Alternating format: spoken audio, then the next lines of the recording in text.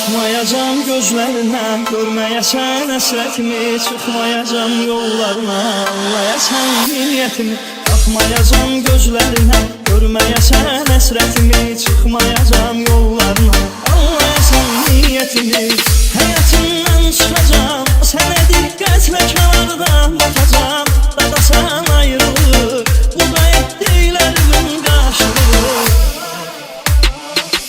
Oxunan musiqilər, yazılan şeirlər, çıxasan bir dəfəli, gedəsən deyirlər. Geri qaytarmayacaq bu baxışlar səni, nə ömürlüyümdə, nə baxışlar səni.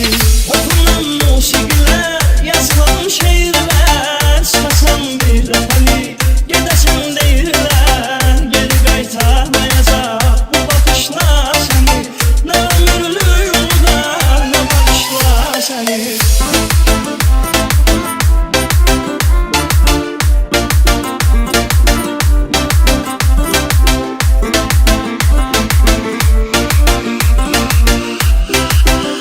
Ağlın xeyri nədir, mənə bir ümid verməmisən. Mənim ürəyimdən nə keçir, baxmamısan, görməmisən. Qalmadığın xeyri nədir, mənə bir ümid verməmisən. Mənim ürəyimdən nə keçir, baxmamısan, görməmisən.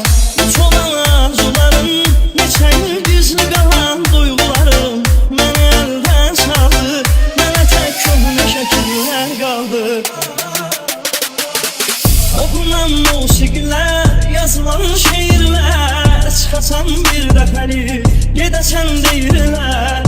Geri qaytarmayacaq bu baxışlar səni, nə ömürlüyümdə, nə bağışlar səni.